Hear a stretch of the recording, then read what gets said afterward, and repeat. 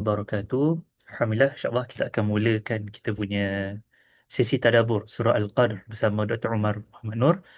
Alhamdulillah Rabbil Alamin. Wassalatu wassalamu ala Rasulillahil Amin wa ala alihi wa sahbihi ajma'in. Amma ba'd. Assalamualaikum warahmatullahi wabarakatuh. Tuan-tuan dan puan-puan, malam ini insya-Allah kita akan mendengar sesi perkongsian dan perbincangan berkenaan dengan tadabbur surah Al-Qadr bersama dengan Dr. Umar. Sedikit pengenalan, Dr. Umar adalah pensyarah ahli akademik di Fakulti Pengajian Islam di Sabah, dan doktor juga adalah seorang penulis yang banyak menghasilkan karya-karya terutamanya dalam bidang hadis. Dan sedikit trivia lah, saya baru saja membeli buku doktor, Hadis Sifat Polemik Takwil, terbitan penerbit UPM. Kebetulan saya singgah ke kedai buku UPM minggu lepas, jadi saya dapatkanlah buku doktor. Apapun, malam ini kita nak berbicara tentang Al-Quran, tentang surah Al-Qadr. Jadi insya-Allah ialah satu surah 5 ayat, surah Makkiyah, surah yang berbicara tentang satu malam yang di mana ia lebih baik daripada 1000 bulan. Jadi tanpa membuang masa lebih lagi, kita nak mendengar fawaid-fawaid tafsir dan juga tadabbur daripada Dr. Umar, maka saya menjemput Dr. Umar untuk memulakan sesi malam ini. Tafadhal mashkura. Bismillahirrahmanirrahim. Alhamdulillah rabbil alamin. Salatu wassalamu ala sayyidina maulana Muhammadin wa ala alihi wa sahbihi ajma'in. Rabbi anfa'na bima 'allamtana wa 'allimna ma yanfa'una warzuqna 'ilman yuqarribuna ilaika ya rabbal alamin. Allahumma faqihna fid din wa 'allimna ta'wil waftah 'alaina futuhal 'arifina bika ya rabbal alamin. Wa la haula wa la quwwata illa billahil 'aliyyil 'azim. Assalamualaikum warahmatullahi wabarakatuh. Alhamdulillah, segala puji bagi Allah Subhanahu wa taala. Selawat dan salam pada baginda Rasulullah sallallahu alaihi wasallam. Pertama-tama saya ucapkan banyak-banyak terima kasih kepada pengurusi majelis kita Ustaz Iman yang mempersilahkan dan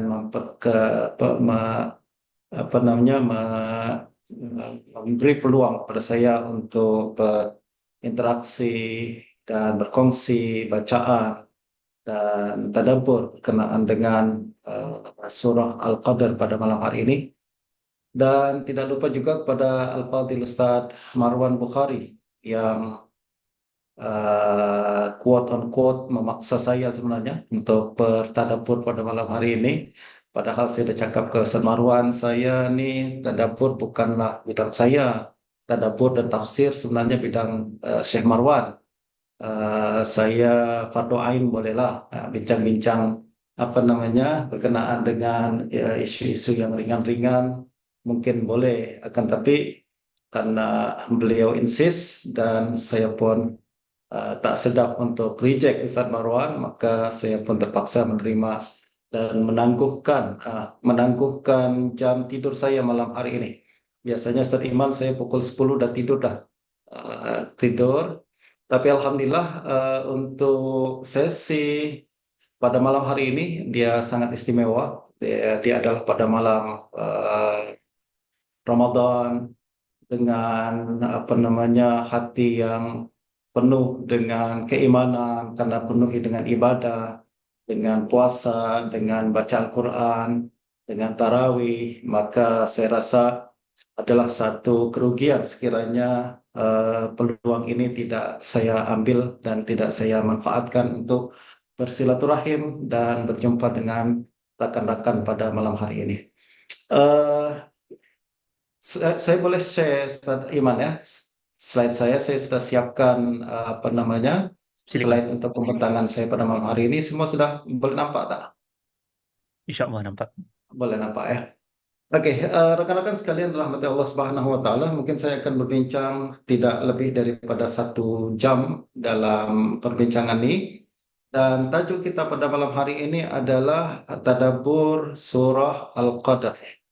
Tadabbur Surah Al-Qadr. Dan sebagaimana yang kita telah ketahui dan saya yakin rekan-rekan sudah menghafal surah ini ringkas saja sebenarnya. Dia hanya mengandungi 5 ayat, akan tapi Masya Allah mengandungi banyak fawaid dan kelebihan-kelebihan dan juga makna-makna yang sangat mendalam yang saya mudah-mudahan boleh kongsikan kepada rekan-rekan sekalian pada malam hari ini. Kita mulakan dengan firman Allah Subhanahu wa taala inna anzalnahu fi lailatul qadar. Inna anzalnahu fi lailatul qadar. Menurut Imam Fakhruddin Az-Zarkashi, Fakhruddin Ar-Razi dalam kitab Mafatihul Ghaib, beliau mengatakan bahwa inna anzalnahu fi lailatul qadar. Sesungguhnya kami telah menurunkan dia. Jadi ada dhamir hu di situ.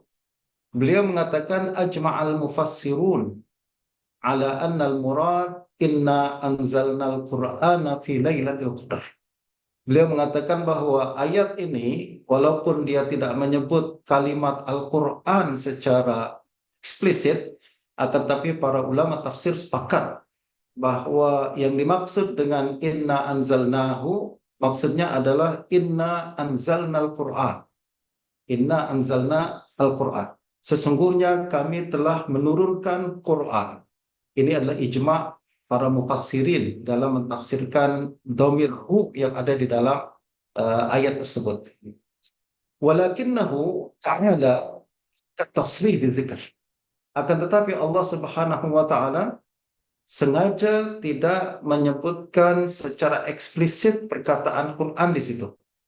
Allah Subhanahu wa taala hanya menyebutkan dhamir saja. Inna anzalnahu, kami telah menurunkannya pada malam Al-Qadar, pada malam Al-Qadar. Allah Subhanahu wa taala tidak menyebutkan tasrih secara eksplisit perkataan Al-Qur'an, akan tetapi Allah Subhanahu wa taala hanya mengganti perkataan Quran itu dengan dhamir hu. Dan apa yang terdapat, apa sebabnya tidak disebutkan secara eksplisit perkataan Al-Quran, dan apa sebabnya hanya disebutkan dhamir saja dalam perkataan ini. Ini sebenarnya mengandungi sebuah aspek balaghah yang sangat tinggi, ya, aspek keindahan bahasa yang sangat mendalam.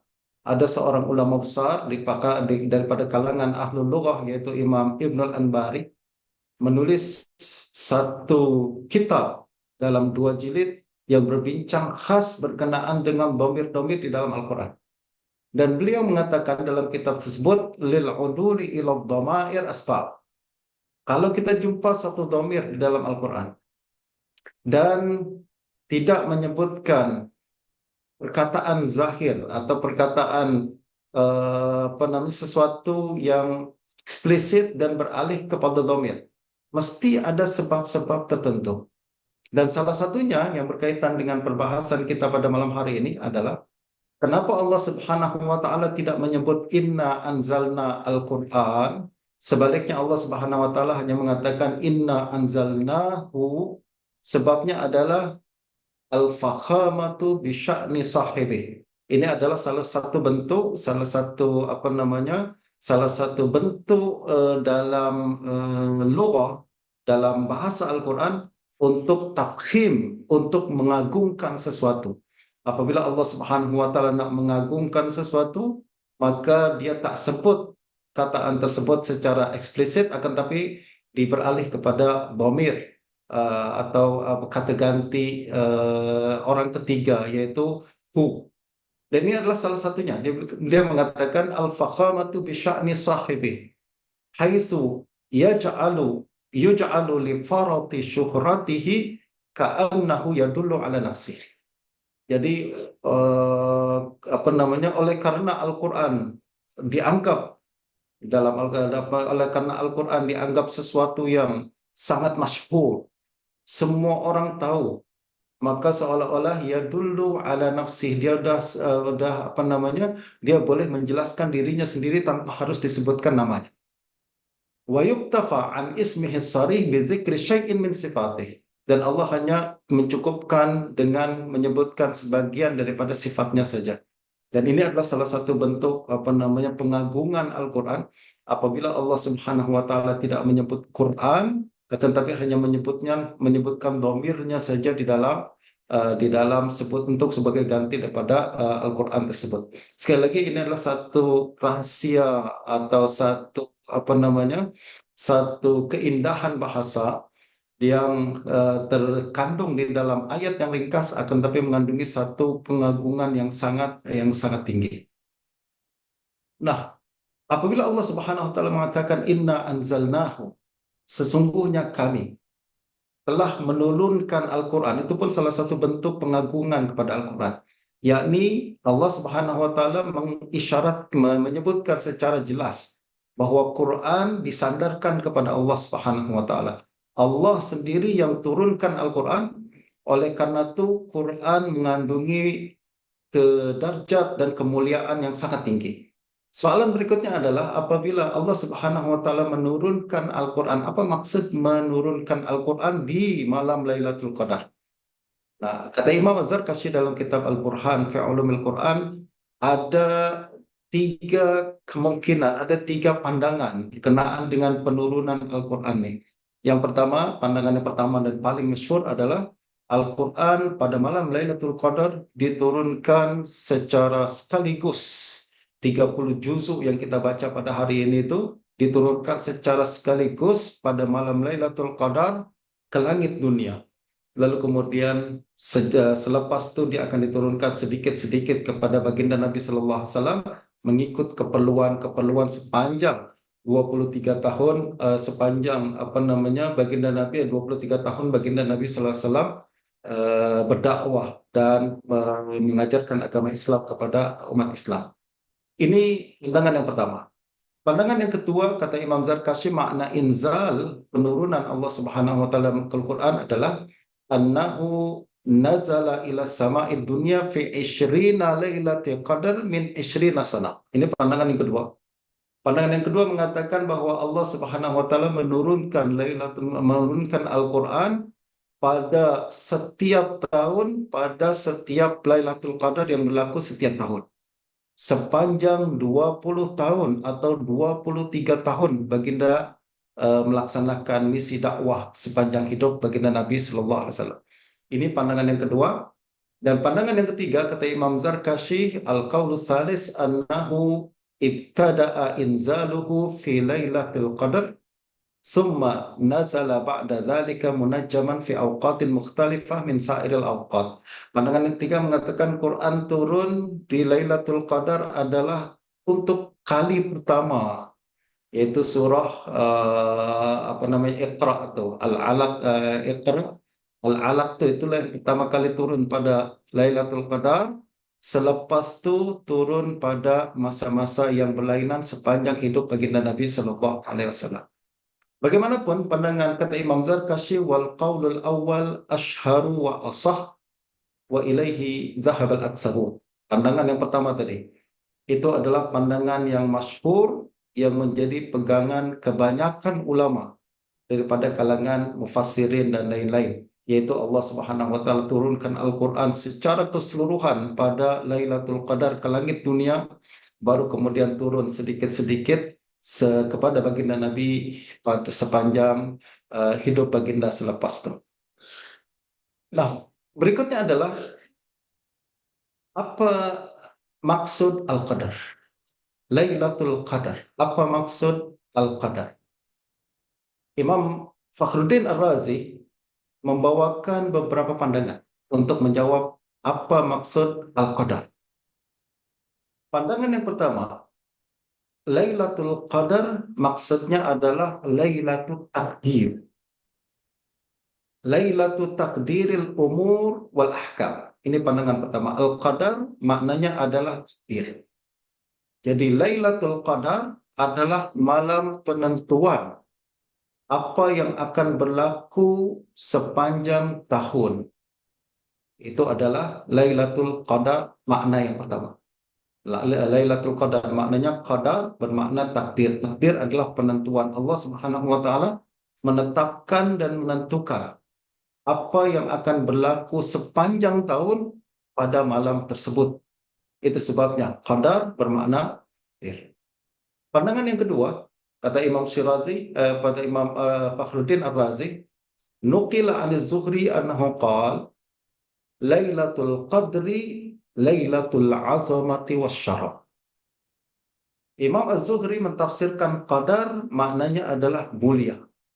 Jadi Lailatul Qadar adalah malam yang penuh dengan kemuliaan. Jadi yang pertama, malam ke Lailatul Qadar maknanya malam penentuan semua takdir. Pandangan kedua mengatakan Lailatul Qadar adalah malam kemuliaan. Pandangan yang ketiga, wal qaulu tsalis Lailatul Qadar ayat dhiq. Pandangan yang ketiga, qadar maknanya adalah sempit. Jadi malam Lailatul Qadar maknanya adalah malam yang sempit, berdesak-desakan. Kenapa? Sebab pada malam tersebut juta-juta malaikat turun ke atas permukaan bumi sehingga bumi penuh, dunia ini penuh berdesak-desakan dengan malaikat yang turun dan bercampur dengan makhluk Allah dan manusia pada malam tersebut. Oleh karena sesak dan penuh berdesak-desakan dan sempit, maka malam tersebut sebagai Lailatul Qadar. Nah, ini adalah tiga makna berkenaan dengan Lailatul Qadar. Malam Qadar. Apa ya Qadar itu? Sama ada malam di mana penentuan takdir, atau malam kemuliaan, ataupun malam malam penuh dengan desak-desakan antara malaikat dengan malaikat yang turun banyak pada malam tersebut. Bagaimanapun, pandangan ini adalah tiga pandangan yang berbeza, dan pandangan yang paling masyhur adalah pandangan yang pertama, yaitu malam takdir Lailatul Qadar maknanya adalah malam ditentukan. Allah Subhanahu wa taala menentukan takdir dan semua urusan sepanjang tahun pada malam tersebut. Dan dari sini kita melihat bahwa Lailatul Qadar mulia adalah karena Al-Quran diturunkan pada malam tersebut. Oleh karena kemuliaan Al-Quran, maka malam ini menjadi malam yang sangat mulia. Dan selain itu adalah Lailatul Qadar mulia karena turunnya para malaikat pada malam tersebut yang dalam bilangan yang sangat banyak untuk berjumpa dengan manusia, memberi salam dan lain sebagainya. Lalu kemudian ayat dilanjutkan dengan firman Allah Subhanahu wa taala, "Wa ma adraka ma Lailatul Qadar." Wa ma adraka ma Lailatul Qadar, dia adalah satu bentuk soalan, tapi bukan untuk meminta jawaban. Dia adalah satu rhetorical question, dia satu soalan yang bermakna untuk mengagungkan lagi. Apa itu mengagungkan lagi Lailatul Qadar?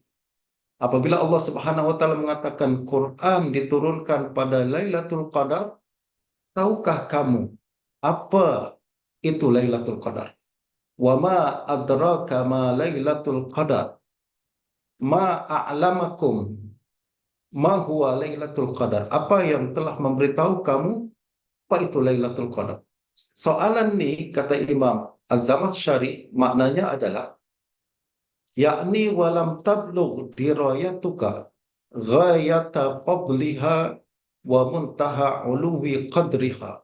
Jadi soalan ini bukan soalan bertanya, tahukah kamu apa itu malam Lailatul Qadar? Lalu kita jawab, saya tak tahu. Bukan. Ini adalah satu soalan untuk mengagungkan atau memuliakan semula Lailatul Qadar. Wa ma adraka ma Lailatul Qadar maknanya adalah engkau tak akan tahu kelebihan dan ketinggian darjat Lailatul Qadar kalau Allah Subhanahu wa taala tidak beritahu. Itu karena Lailatul Qadar sangat mulia, sangat tinggi, engkau tak akan tahu kemuliaan dan ketinggian malam tersebut melainkan apabila Allah Subhanahu wa taala beritahu kehebatan dan kemuliaan malam tersebut. Kemudian Allah Subhanahu wa taala menjelaskan, "Summa bayyana lahu dzalika bi annaha khairun min alfi syahr." Kemudian Allah menjelaskan bahwa Lailatul Qadar adalah malam yang lebih baik daripada 1000 bulan. Wa sababu irtiqa'i fadliha ila hadhil ghayah ma yujadu fiha minal masalihid diniyah allati dzakaraha min tanazzulil malaikati war ruh wa qasli kulli amrin hakim. Dan sebab kenapa Lailatul Qadar begitu mulia, begitu tinggi darjatnya adalah karena berlaku beberapa perkara yang sangat besar yang Allah sebutkan dan ceritakan. Sekiranya Allah tak ceritakan, kita tak tahu perkara itu. Apa dia? Yaitu min tanazzulil malaikah, para malaikat yang turun sedikit demi sedikit ke langit dari apa namanya ke dunia. Waruh, turunnya ruh. Para ulama nanti menjelaskan bahwa ruh adalah malaikat Jibril, dan wa fasli kulli amrin hakim, dan penetapkan semua perkara-perkara yang akan berlaku pada malam tersebut. Semua ini berlaku pada malam Lailatul Qadar, dan oleh karena itu Lailatul Qadar menjadi satu malam yang sangat-sangat mulia di sisi Allah Subhanahu wa taala. Nah, berkenaan dengan firman Allah Subhanahu wa taala, Lailatul Qadar khairun min alfi syahr. Ini pun selari dengan apa yang dijelaskan oleh baginda Nabi Sallallahu Alaihi Wasallam apabila baginda bercerita di hadapan para sahabat berkenaan dengan bulan Ramadan dan apa saja yang akan berlaku pada bulan suci Ramadan tersebut. Baginda antara lain mengatakan bahwa bulan Ramadan adalah bulan yang penuh berkah, kemudian pintu-pintu surga, pintu-pintu langit dibuka, pintu-pintu neraka ditutup, dan setan-setan pun dibelenggu. Lalu baginda Nabi mengingatkan satu perkara yang paling penting, yaitu baginda mengatakan lillahi fihi lailatun khairun min alfi syahr. Nabi SAW mengatakan pada malam tersebut ada satu malam yang nilai dia lebih baik daripada 1.000 bulan. Man hurima khairuha faqad hurif. Siapa yang tidak mendapatkan kebaikan pada malam tersebut, sungguh dia adalah orang yang sangat merugi. Jadi sebagaimana Allah Subhanahu wa taala menyebutkan Lailatul Qadar khairun min alfi syahr, baginda Nabi sallallahu alaihi wasallam juga mengatakan Lailatul Qadar khairun min alfi syahr. Baginda menambahkan rugi siapa yang tak dapat malam tersebut. Rugi siapa yang tak dapat sebagian daripada kebaikan yang terdapat pada malam tersebut. Justru baginda Nabi sepanjang hidup baginda, kalau kita baca hadis-hadis Nabi Shallallahu Alaihi Wasallam, baginda selalu menggalakkan umat baginda untuk mencari atau tahari atau mencari iltimas malam Lailatul Qadar, dan baginda Nabi Sallallahu Alaihi Wasallam juga menyuruh untuk umat baginda Nabi untuk mempersiapkan diri pada malam-malam yang dijangka berlaku Lailatul Qadar dengan berbagai amalan-amalan ibadah tertentu. Sebab kata Nabi, man hurima khairuha faqad hurim. Siapa yang tak dapat kebaikan malam tersebut, kalau tak dapat keseluruhan, dapatkan sebagian. Kalau tak dapat sebagian juga, kata Nabi, faqad hurim. Rugi, orang tersebut adalah orang yang sangat-sangat merugi. Nah, beralih kepada firman Allah Subhanahu wa taala. Tanazzalul malaikatu warruhu fiha biidzni rabbihim min kulli amr. Allah Subhanahu wa taala mengatakan bahwa Lailatul Qadar lebih baik daripada 1.000 malam. Dan pada malam tersebut berlaku satu fenomena atau satu peristiwa yang sangat besar. Tanazzalul malaikah, malaikat turun. Tanazzal berbeza dengan tanzilu. Tanzilu dia turun sekali saja. Akan tapi kalau tanazzalu, dia menunjukkan turun yang bergelombang-bergelombang. Berturun apa namanya dalam apa stage-stage tertentu.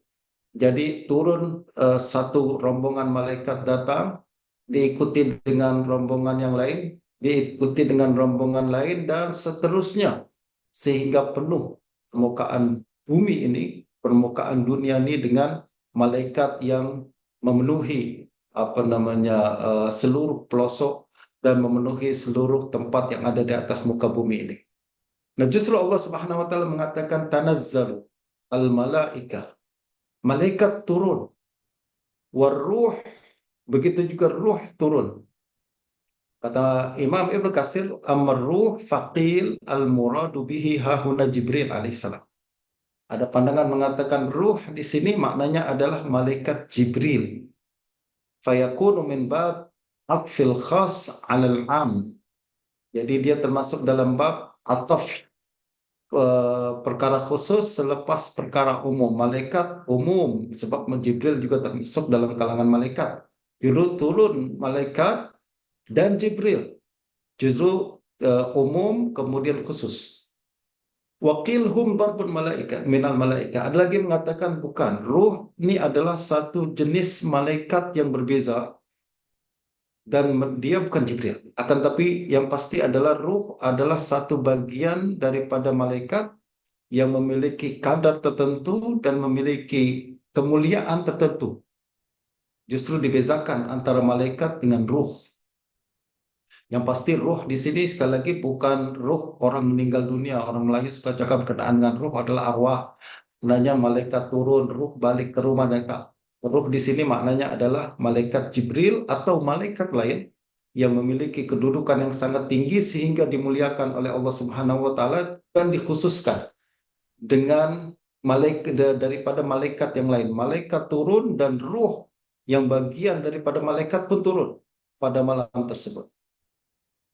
Kata Imam Ibnu Katsir, tanazzalul malaikatu warruh fiha biidzni rabbihim min kulli amr ay yaksuru tanazzulul malaikati fi hadhihi lailah li kasrati barakatiha. Kata Imam Ibnu Katsir, gambaran malaikat turun begitu banyak pada malam tersebut adalah untuk menggambarkan banyaknya keberkatan pada malam tersebut. Hal itu adalah karena malaikat sinonim dengan keberkatan. Sebagaimana syaitan sinonim dengan kerusakan. Justru apabila disebut malaikat turun bermakna keberkatan turun bersama pada malam tersebut. Lalu kata Imam Ibnu Katsir, wal malaikatu yatanazzaluna ma'a tanazzulil barakati war rahmah. Malaikat turun bersama dengan turunnya keberkatan dan rahmat. Justru apabila disebut malaikat, maka di situ ada keberkatan. Apabila dikatakan malaikat masuk ke dalam rumah, dalam sebuah hadis dikatakan macam itu kan, la tadkhulul malaikatu baitan fihi kalbun fihi surah wa kalb. Malaikat tidak akan masuk satu rumah yang di dalamnya ada anjing, dan malaikat tak akan masuk satu rumah yang di dalamnya ada patung. Maksudnya adalah keberkatan tak masuk ke dalam rumah tersebut, rahmat tak masuk ke dalam rumah tersebut. Sebab sekali lagi, malaikat selalu mulazamah dengan keberkatan dan malaikat mulazamah dengan rahmat.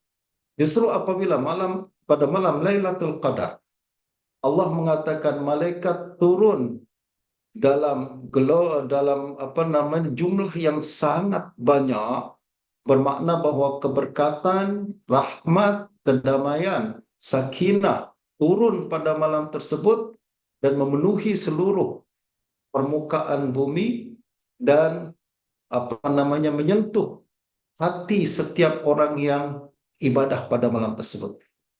Justru kata Imam Ibnu Katsir, yaksuru tanazzulul malaika fi hadhihi lailah li kasrati barakatiha.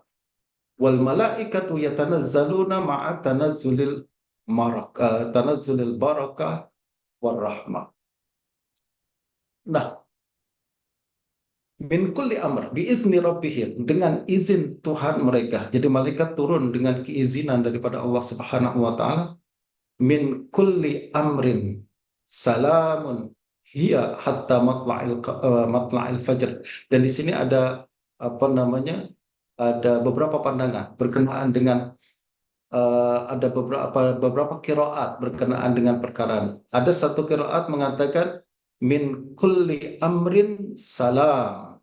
Dia tidak wakaf dengan biizni rabbihim min kulli amr. Dia dalam qiraat kita adalah biizni rabbihim min kulli amr, lalu salamun hiya hatta matla'il qadr, hatta matla'il fajr. Akan tapi dalam qiraat lain dikatakan min kulli amrin salamun. Apa makna min kulli amrin salam? Min kulli amrin maksudnya min kulli malakin salam.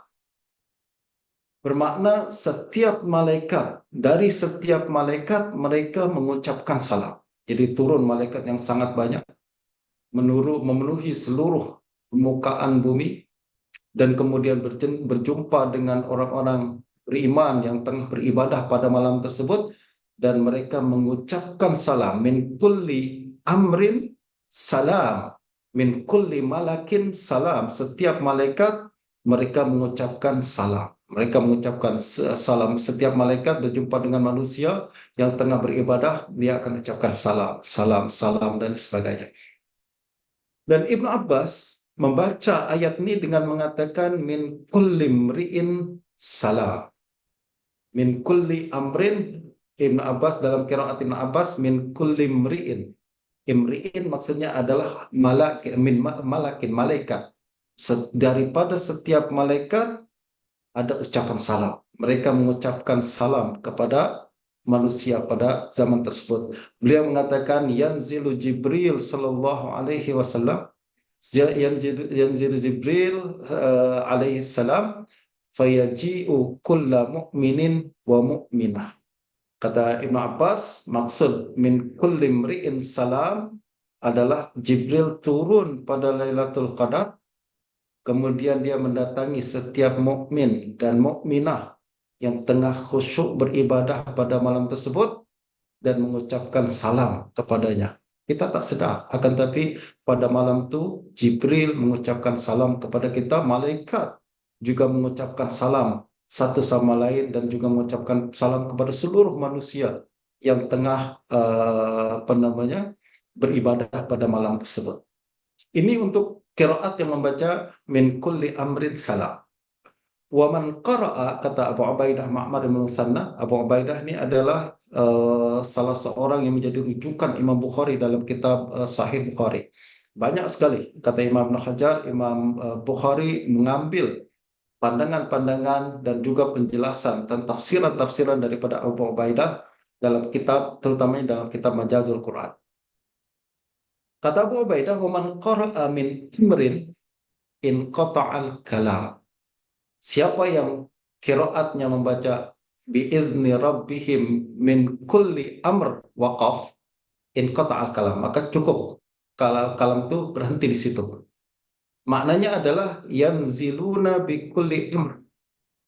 Maknanya adalah malaikat turun dengan membawa perintah dan urusan ketetapan yang telah ditetapkan oleh Allah Subhanahu wa taala pada malam tersebut. Berhenti di situ.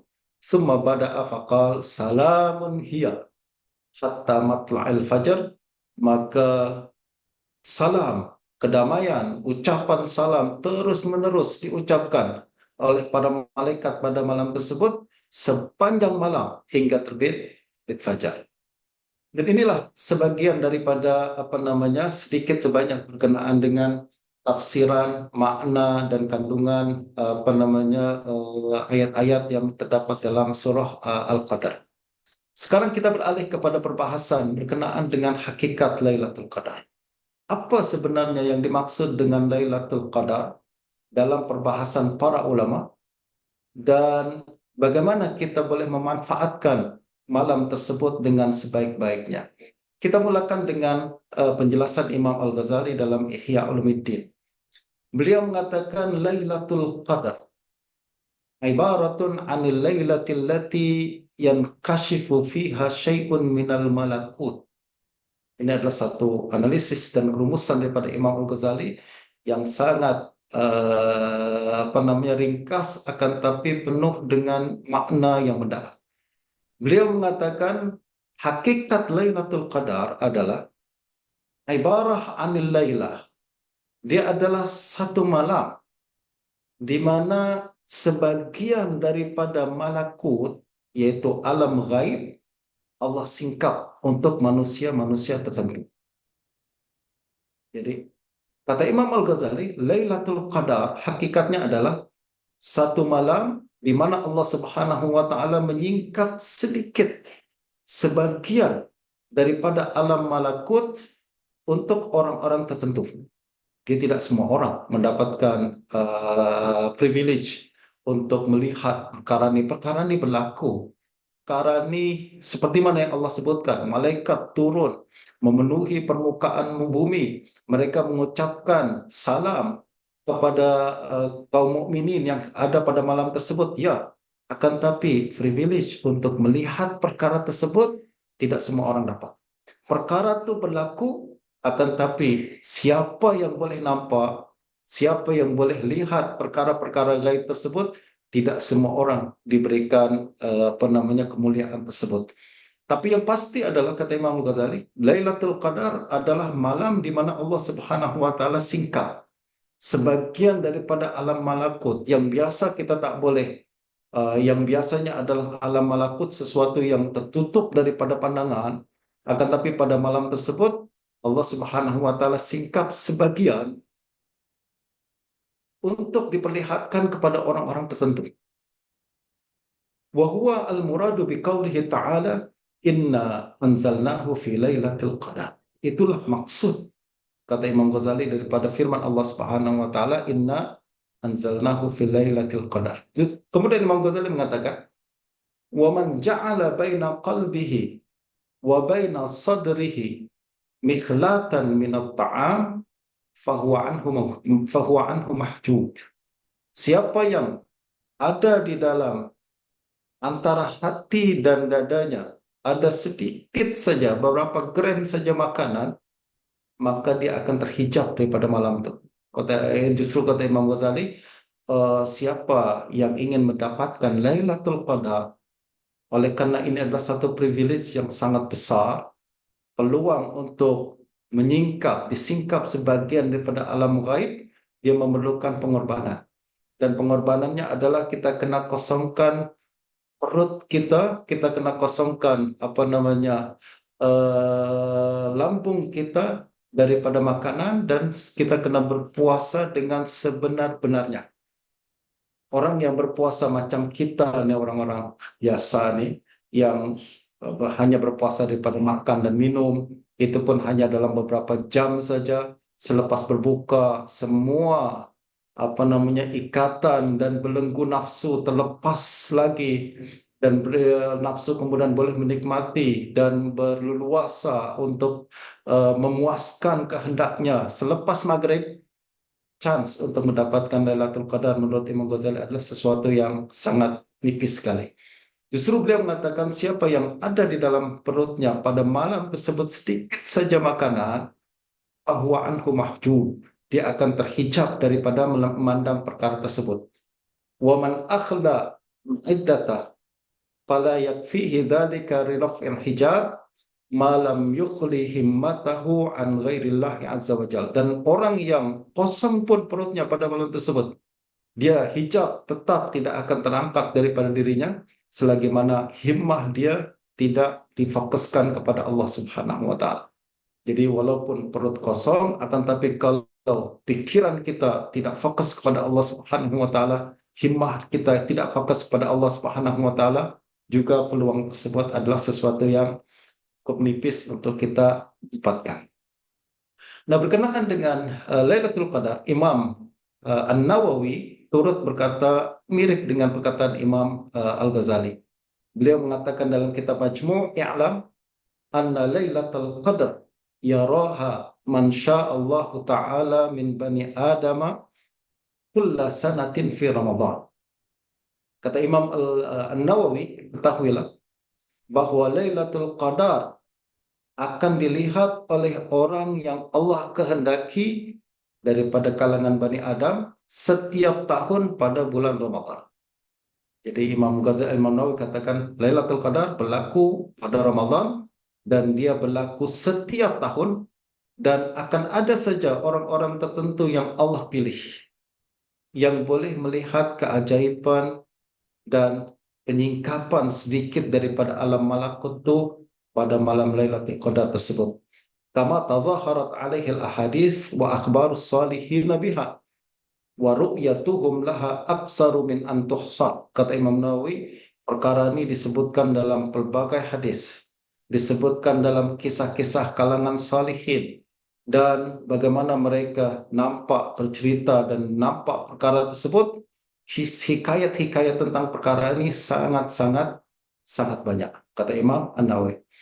Beliau mengatakan pada farak yang berikutnya, qala sahibul hawi yustahabbu liman ra'a lailatul qadar an yaktumaha wa yad'u bi ikhlasin wa niyyatin wa sihhati yaqinin bima ahabba min dinin wa dunya. Kata Imam Nawawi, Imam Nawawi menukil daripada Sahibul Hawi. Al-Hawi adalah penulis kitab Al-Hawi adalah Imam Abdul Hasan Al-Mawardi, seorang ulama besar di kalangan mazhab Syafi'i.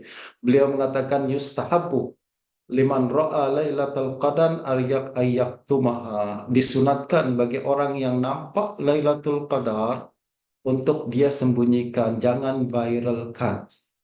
Jadi kalau Ustaz Iman misalkan jumpa Lailatul Qadar, Allah pilih untuk nampak Lailatul Qadar, maka jangan terus tulis di Facebook, semalam aku nampak macam inilah, semalam aku macam inilah, dan sebagainya. Tak, disunatkan untuk sembunyikan. Kenapa kita disunatkan untuk sembunyikan? Sebab bayangkan tuan-tuannya kalau kita nampak Lailatul Qadar pada malam 21 misalkan. Lalu kemudian kita zahirkan kepada orang ramai, saya nampak Lailatul Qadar, saya nampak Lailatul Qadar. Lailatul Qadar dah berlaku semalam. Maknanya orang-orang yang iktikaf di masjid hingga ke ujung Ramadan tu dah tak ada semangat lagi dah. Dia katakan apa? Lailatul Qadar dah lepas. Jadi tak ada no point kita duduk di sini sampai akhir Ramadan, balik kita lebih baik kita balik dan sebagainya. Justru disunatkan untuk tidak di bawah. Itu bagi orang yang nampak. Apalagi bagi orang yang tak nampak, jangan sibuk-sibuk cerita bahwa seolah-olah Lailatul Qadar telah berlalu pada malam semalam dan lain sebagainya. Kenapa? Sebab sekali lagi dia akan dapat mengganggu konsentrasi dan semangat ibadah orang yang tengah beribadah pada malam tersebut hingga ke akhir bulan suci Ramadan. Nah, justru kata Imam Al-Mawardi, disunatkan bagi orang melihat Lailatul Qadar untuk menyembunyikan perkara ini. Wa yad'u, dan disunatkan bagi orang yang nampak Lailatul Qadar. Wa yad'u bi ikhlas, untuk berdoa dengan ikhlas. Wa niyyah wa sihhati yaqin. Dia berdoa dengan ikhlas, dengan penuh niat, dengan penuh keyakinan, bima ahabba min dinin wa dunya, dengan semua apa saja keinginan kita berkaitan dengan agama kita, berkaitan dengan dunia kita, boleh minta dan doa pada malam tersebut, sebab malam tersebut adalah malam mustajab.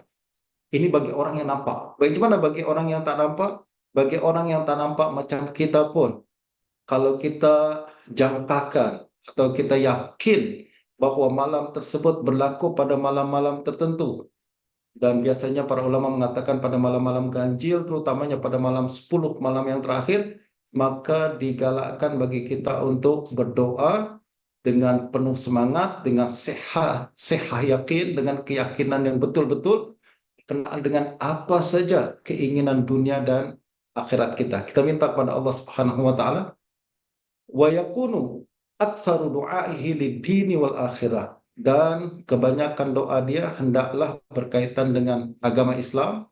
Kita minta agar Allah Subhanahu wa taala kekalkan agama Islam, Allah bela agama Islam, Allah bela kaum muslimin, Allah hancurkan musuh-musuh Islam sebagaimana yang berlaku pada hari ini. Dan bagaimana kita minta agar Allah Subhanahu wa taala angkat bala daripada kaum muslimin, agar Allah berikan kedamaian dan keselamatan bagi kaum muslimin dan lain sebagainya. Itu adalah sangat-sangat digalakkan pada malam tersebut.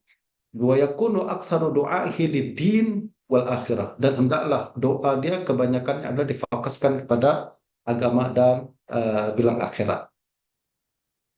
Nah, sebagaimana Imam Al-Ghazali, Imam Ibn Taimiyah pun mengatakan bahwa berkenaan dengan Lailatul Qadar, beliau mengatakan bahwa waqad yakshifuha Allah li ba'din nasi fil manam.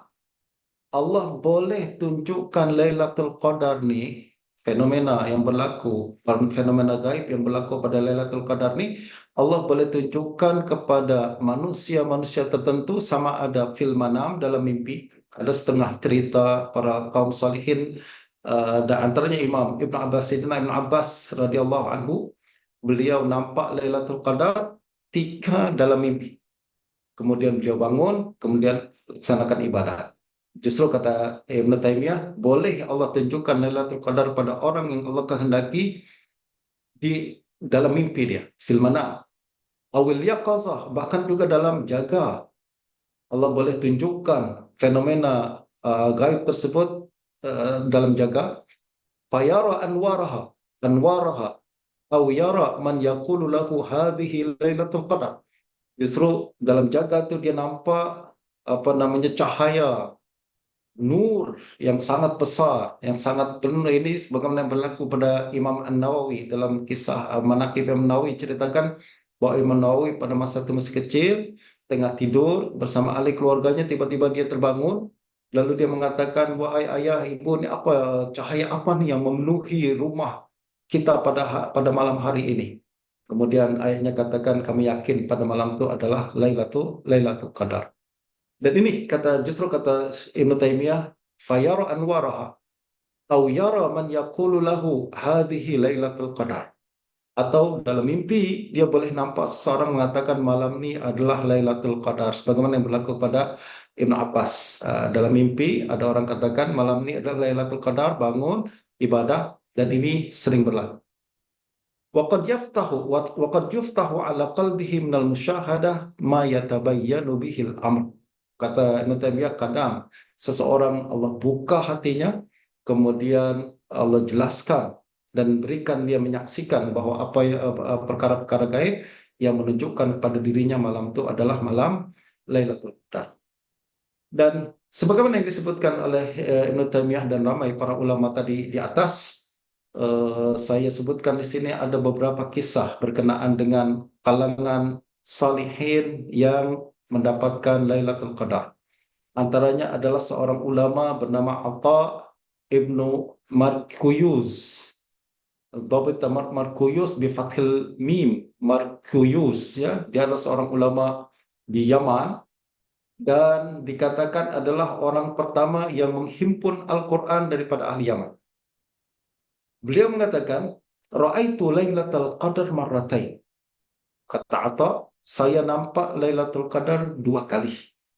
Marrah di Masjid San'a wa ukhra di Makkah. Dia katakan, kali pertama saya nampak Lailatul Qadar di Masjid San'a di Yaman, dan kali kedua di Makkah. Faqila lahu ayyu lailatin ra'aitaha? Ada orang tanya, malam apa kamu nampak Lailatul Qadar tu? Beliau mengatakan, faqal lailata salasin wa ishrin minal amil awal wa fithani lailata arba'in wa ishrin. Dia katakan, pada tahun yang pertama saya nampak pada malam 23, pada tahun berikutnya saya nampak pada malam 24. Maknanya Lailatul Qadar tak mesti ganjil. 23 kadang berlaku, kadang 24. Dia katakan saya nampak malam pertama 23, berikutnya saya nampak pada malam 24. Faqil ayyu sa'atin minal lail. Ada yang tanya, awak nampak Lailatul Qadar tu pada jam berapa? Beliau mengatakan fi sulusil awsat. Dia katakan saya nampak pada sepertiga malam pertengahan.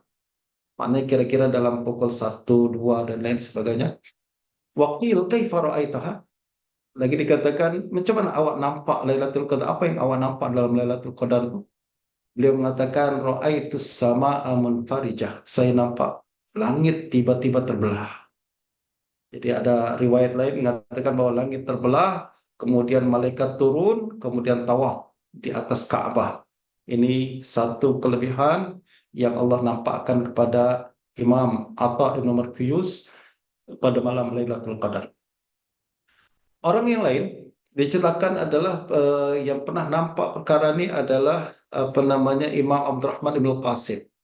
Abdurrahman ibn Qasim adalah murid Imam Malik, dan beliau pernah mengatakan dia pernah satu hari berada di atas boat di tengah lautan, kemudian dia nampak Lailatul Qadar. Lalu dia mengatakan bahwa tanda Lailatul Qadar adalah wa zakara anna alamata dzalika uzubatu ma'il bahr. Dia katakan tanda Lailatul Qadar adalah air laut yang masin tu, dia boleh dirasakan apa namanya tawar.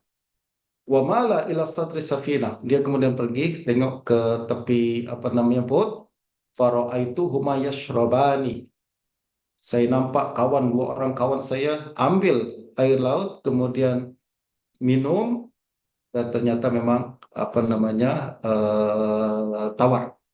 Kata Imam Ibnu Qasim, fakumtu fa'ataitul mawdi' alladhi atayahu fasyaribtu fawajadtuhu azban. Saya pun buat dan saya nampak air laut memang apa namanya tawar pada malam tersebut. Ini satu kelebihan, satu fenomena yang menunjukkan berlakunya Lailatul Qadar pada malam tersebut. Ada seorang ulama tabi'in bernama Abdah bin Abi Lubabah, diriwayatkan oleh Imam Az-Zahabi dalam Siyar, bahwa beliau juga mengatakan pernah pada malam 27 Ramadan saya pergi ke laut, tiba-tiba air laut tak lagi masin akan taki tawar. Dan ini pun menjadi salah satu tanda fenomena alam yang menandakan berlakunya Lailatul Qadar pada malam tersebut. Semua kisah ini adalah kisah-kisah individual. Dia berlaku selari dengan keadaan spiritual masing-masing. Justru Lailatul Qadar tak mesti berlaku seperti mana yang berlaku pada diri mereka. Jadi ada setengah orang diperlihatkan Lailatul Qadar dengan langit terbelah, ada setengah orang diperlihatkan Lailatul Qadar dengan air laut yang menjadi tawar, ada setengah orang mungkin diperlihatkan benda yang lain, ya, benda yang lain. Dia bukan satu mesti kesamaan. Justru cerita-cerita di kalangan orang Melayu yang berbincang kenaan Lailatul Qadar nanti apa namanya pokok rebah dan lain sebagainya mungkin berlaku hanya untuk setengah orang saja. Kita tidak mengharapkan, tidak mesti perkara tersebut berlaku pada diri kita. Mungkin sekiranya Allah pilih kita mendapatkan Lailatul Qadar, mungkin dia apa namanya mengambil bentuk-bentuk yang tidak mesti sama. Dia mungkin berbeza dengan orang lain, dengan pengalaman yang dialami oleh orang lain. Bagaimanapun, ini adalah perkara yang benar berlaku. Dan dia adalah sesuatu yang tidak bertentangan dengan syariat, dan dia adalah sesuatu yang memang diperakui. Kata Imam Nawawi, terlalu masyhur hikayat-hikayat dikenaan dengan Lailatul Qadar. Bagaimanapun, tuan-tuan, lebih penting bagi kita adalah Lailatul Qadar adalah peluang untuk ibadah, di mana ibadah kita akan dilipat gandakan oleh Allah Subhanahu wa Ta'ala. Satu amalan berbanding dengan 1.000 tahun beramal dengan amalan tersebut.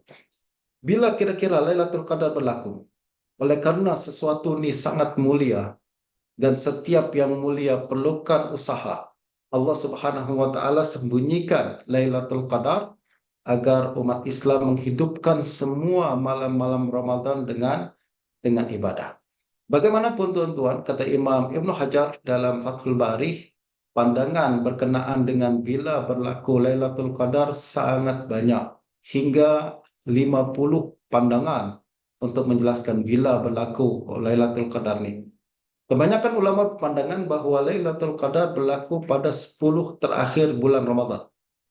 Walaupun tidak menutup kemungkinan berlaku pada malam-malam yang lain. Boleh berlaku sejak awal Ramadan, kemudian minggu pertama, minggu kedua, dan minggu seterusnya. Akan tapi kebanyakan apa namanya para ulama mengatakan bahwa Lailatul Qadar peluang dia berlaku sangat besar pada 10 malam terakhir bulan Ramadan, terutamanya pada malam-malam ganjil, terutamanya lagi pada malam 21. Malam 21 ini disebut sebagai Lailatul Juhani. Lailatul Juhani, tuan-tuan, adalah seorang sahabat dari Bani Juhaina yang datang kepada baginda Nabi. Dia duduk di luar Madinah, kemudian datang kepada baginda Nabi mengatakan, "Ya Rasulullah, saya tak boleh iktikaf di masjid sepanjang 10 terakhir Ramadan tuh. Tolong bagi tahu saya satu malam supaya saya datang pada malam tersebut untuk beribadah." Nabi katakan datang pada malam 21. Dan ini yang kemudian para ulama mengatakan Lailatul Juhani, dia adalah malam 21 di mana kemungkinan besar berlaku Lailatul Qadar pada malam itu. Kenapa? Sebab Nabi tunjuk dan arahkan Al-Juhani untuk datang beribadah iktikaf pada malam 21 tersebut. Kemudian pada malam 23, tadi kita bincang, Atta mengatakan 23 dia nampak Lailatul Qadar. Justru banyak lagi kisah-kisah para ulama lain yang mengatakan mereka jumpa Lailatul Qadar pada 23. Justru chance untuk dapatkan Lailatul Qadar pada malam tersebut sangat besar. Berikutnya juga adalah malam 25 dan malam 27 antara apa namanya, banyak juga kisah dan cerita-cerita para ulama yang menceritakan bahwa malam 27 adalah mereka jumpai Lailatul Qadar pada malam tersebut. Macam mana pun bagi siapa yang mampu untuk tingkatkan ibadah pada 10 terakhir, insya Allah dia akan dapatkan Lailatul Qadar, apa namanya, tidak akan terlepas Lailatul Qadar pada salah satu malam tersebut. Apa yang kita lakukan pada malam itu? Yang paling penting adalah kita beribadah. Ya, antaranya yang paling bagus adalah qiyam. Sebab baginda Nabi SAW mengatakan, Man yakum Lailatul Qadar imanan wahtisaban ghufira lahu ma taqaddama min dzanbi.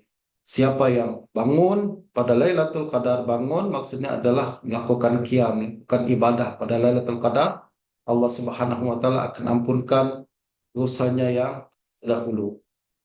Dan kalau kita merujuk kepada Imam apa namanya, Ibnu Rajab Al-Hanbali, beliau bagi beberapa tips. Apa saja amalan-amalan yang digalakkan untuk kita lakukan pada malam yang kita jangka berlaku Lailatul Qadar. Misalkan kita jangka 21, 23, dan sebagainya. Apa yang mesti kita lakukan pada malam-malam tersebut?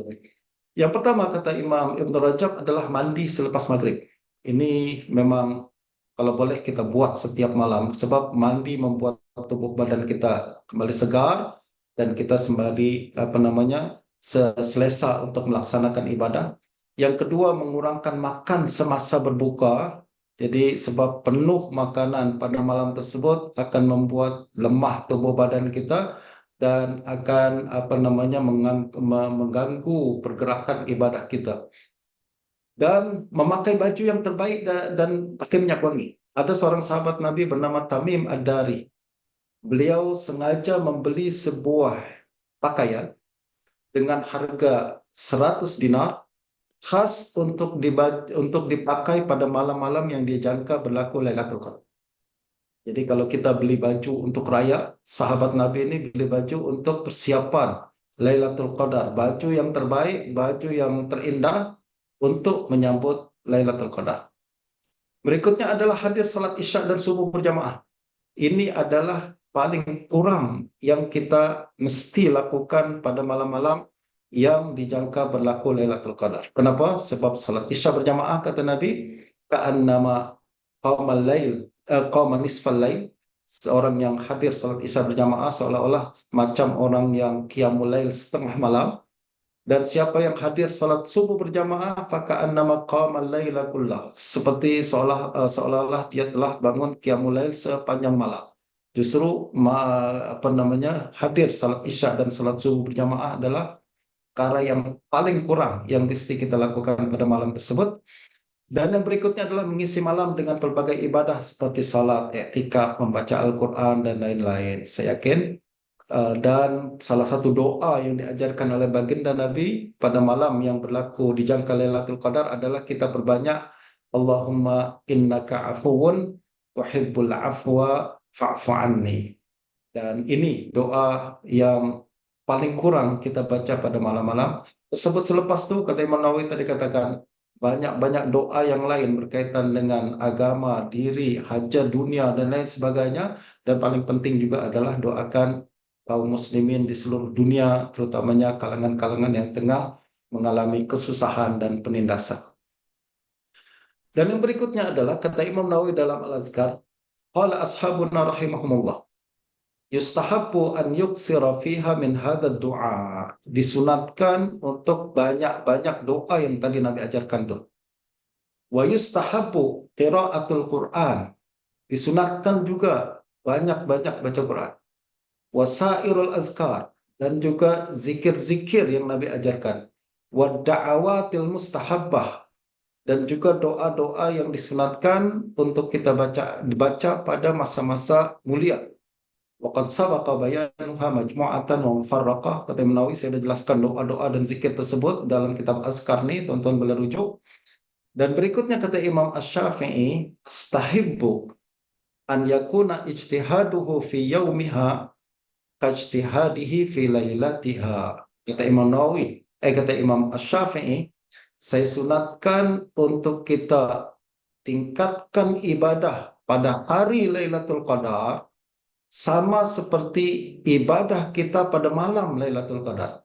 Jadi kalau malam 21 kita qiyam, kita banyak-banyak ibadah pada malam tersebut, esoknya hari tengah harinya pun kita bukan maknanya udah selesai malam tuh saya tak payah bangun lagi, tak banyak ibadah, tak. Malam tuh disunatkan banyak ibadah, esok harinya pun disunatkan untuk banyak-banyak ibadah. Bahkan keesokan harinya pada tengah hari tersebut kita beribadah disunatkan sebanyak yang kita lakukan pada malamnya. Apa rahasia di sini? Mungkin rahasianya adalah sebagaimana disebutkan oleh Imam Ibn Rajab Al-Hanbali dalam Lataiful Ma'ad. Beliau mengatakan salah satu tanda amalan kita diterima oleh Allah adalah amalan tersebut berlanjutan dengan amalan yang baru. Jadi kalau malam ibadah kita dah banyak, tanda amalan tersebut Allah terima adalah esoknya kita lanjutkan dengan ibadah yang baru. Jadi ibadah melahirkan ibadah, ibadah tersebut melahirkan ibadah. Itu tanda bahwa ibadah kita diterima. Sampailah kita meninggal dunia dengan ibadah dan ditutup dengan husnul khatimah. Sebaliknya kata Imam Ibn Rajab, tanda amalan kita di-reject oleh Allah Subhanahu wa taala adalah kita ibadah semalam, esoknya kita tutup dengan maksiat. Kita lanjutkan dengan maksiat. Itu petanda bahwa amalan kita tidak diterima oleh Allah Subhanahu wa taala. Dan ini kata Imam Asy-Syafi'i, saya galakkan orang yang telah bangun rajin ibadah pada Lailatul Qadar, keesokan harinya pun dia hidupkan harinya, siang harinya dengan ibadah yang sama. Demikian saja saya rasa Ustaz Iman. Saya minta maaf terlalu panjang. Saya cadangkan hanya 1 jam saja. Cukup 1 jam, Masya Allah. Dan insya Allah apa yang saya sampaikan dapat memberikan manfaat. Sallallahu alaihi wasallam Muhammadin wa alihi wasallam. Assalamualaikum warahmatullahi wabarakatuh. Waalaikumsalam warahmatullahi. Alhamdulillah kita sudah mendapat pelbagai faedah-faedah daripada Dr. Umar berkenaan dengan malam Lailatul Qadar, antaranya apakah yang dimaksudkan dengan Lailatul Qadar, apakah amalan-amalan yang disunatkan untuk kita usahakannya sepanjang malam mulia tersebut. Baik, Ustaz, mungkin kita boleh buka dalam satu kedua soalan. Saya ada perasan ada satu soalan dah di bahagian ruangan chat. Kemudian insyaAllah kita akan akhiri sesi malam ini. Soalan pertama daripada Puan Niksum Kamis. Ustaz, saya keliru dengan poin 2 berkenaan dengan Allah turunkan Al-Quran pada malam Lailatul Qadar setiap tahun sepanjang 23 tahun kenabian. Adakah ini bermaksud ayat-ayat Al-Quran diturunkan hanya pada Lailatul Qadar sahaja? Menurut fahaman saya, ayat Al-Quran diturun mengikut masa peristiwa-peristiwa asbab turunnya dan tak semestinya pada Lailatul Qadar. Mohon pencerahan Ustaz. Ya, ya, kalau kita ambil pandangan sebut tadi kita ada sebutkan Imam Zarkashi sebutkan 3 pandangan. Pandangan yang paling masyhur adalah Lailatul Qadar turun Al-Quran diturunkan lamsam pada Lailatul Qadar, lalu kemudian ke langit dunia, kemudian sedikit-sedikit diturunkan kepada baginda Nabi mengikut keperluan dan hajat dakwah baginda pada masa itu. Itulah pandangan yang paling masyhur. Dan pandangan yang paling kurang problematika dia berbanding pandangan-pandangan yang berikutnya. Dan justru pandangan yang kedua, yaitu Al-Quran diturunkan setiap tahun, setiap Lailatul Qadar, ada pandangan macam itu betul. Akan tetapi pandangan tersebut mengandungi banyak problem dan mengandungi banyak masalah dan mencetuskan kekeliruan seperti mana yang yang berlaku pada pertanyaan yang ditanyakan oleh Puan Nixum Kamis nih. Ya, apabila diturunkan hanya pada Lailatul Qadar saja, bukankah ini bermakna setiap kali ayat Al-Quran biasanya ada sahabat bertanya turun ayat dan lain sebagainya. Itu ya, itulah yang membuat pandangan kedua ini lemah ya. Ya, justru para ulama tidak mengambil pandangan tersebut. Pandangan yang sebenarnya, pandangan yang lebih kuat adalah pandangan yang pertama yang telah kita sebutkan tadi. Dan betul apa yang disebutkan oleh dalam soalan nih. Betul, soalan ini memang betul. Kalau pandangan ini kita terima, maka akan ada soalan-soalan yang sukar untuk kita jawab. Berikutnya adalah salah satunya adalah soalan tersebut. Jadi saya tak salahkan, betul soalan tersebut betul, dan inilah mengapa pandangan yang kedua ini tidak populer. Ya. Pandangan kedua populer dan kita menangkan pandangan yang pertama. Ada soalan lain? InsyaAllah, saya buka ruang satu saja soalan kalau siapa nak bertanya. Okay, kita ada soalan daripada saudara Ahmad Akil. Assalamualaikum doktor, bagaimanakah ingin istiqamah dalam beramal? Dan saya kira ini soalan terakhir insyaAllah untuk malam ini. Bagaimana cara kita beristiqamah dalam amal? Istiqamah dalam beramal ini dia perlukan apa namanya, pertama eh, dorongan dan keyakinan kita, kefahaman kita berkenaan dengan kepentingan amal tersebut. Jadi kita mesti ada ilmu.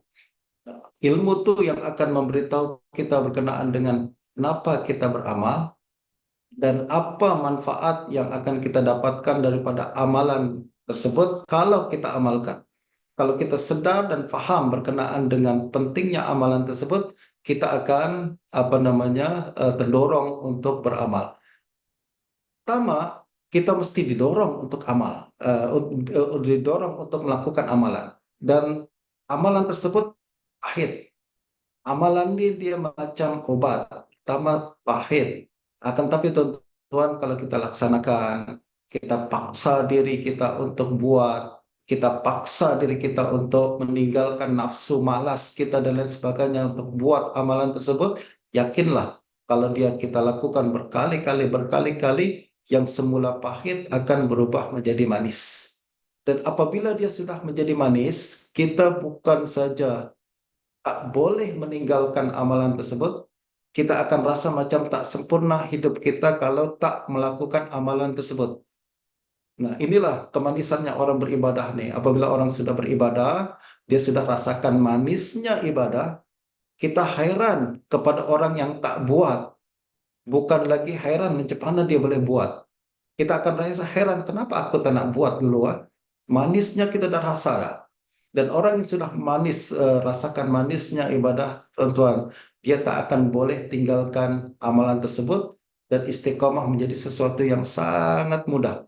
Dan saya sering nampak orang yang macam ni. Saya namanya berjumpa beberapa orang yang dia tak pernah tinggalkan apa solat berjamaah bertahun-tahun. Apabila saya tanya kenapa, macam mana, apa rahasianya awak tak boleh tinggal, tak awak selalu boleh on time salat berjamaah. Dia katakan, kalau saya tak datang salat berjamaah, dah tak sedap hidup dah. Jadi saya kena datang sebab saya dah rasa manisnya ibadah. Begitu juga orang yang baca Quran. Kalau tuan-tuan baca Quran pertama kali berat, malas, pahit, betul. Akan tapi kalau tuan-tuan paksa diri, kemudian jadikan dia habit, dia akan sampai pada satu tipping point di mana kita akan rasa baca Quran begitu manis, begitu nikmat.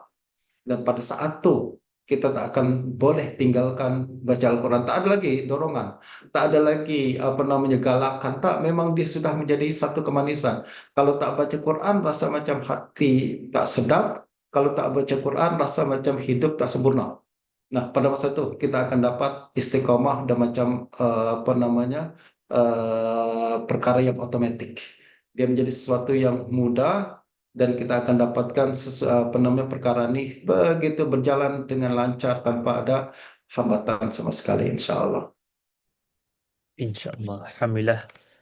InsyaAllah, jazakallah Dr. Umar atas perkongsian dan juga jawapan-jawapan yang diberikan untuk soalan-soalan daripada tuan-tuan puan sekalian. InsyaAllah, semoga majlis kita ini adalah majlis yang diberkati, yang didoakan oleh para malaikat, insyaAllah. Dan yang lebih baik dan lebih penting dari itu adalah moga-moga ilmu yang kita perolehi pada malam ini dapat dinatijahkan sebagai amal yang akhirnya akan menjadi bekalan kita di hari akhirat nanti, insyaAllah. Baik, itu sahaja untuk sesi pada malam ini. Terima kasih Dr. Umar, terima kasih tuan-tuan dan puan yang join kita. InsyaAllah saya akan usahakan rakaman untuk diupload di channel YouTube. Oleh itu saya mengajak rakan-rakan untuk subscribe channel YouTube kita, um, Tafsir MY di YouTube, dan juga boleh follow kita punya akaun media sosial. InsyaAllah segala konten dan juga segala update-update kemaskini program-program kami akan datang akan diberitahu dan dimaklumkan di media sosial kami, insyaAllah. Jadi itu sahaja untuk malam ini. Semoga malam ini dan malam esok menjadi malam yang baik untuk kita sepanjang Ramadan dan juga selepas Ramadan, insyaAllah. Assalamualaikum warahmatullahi wabarakatuh.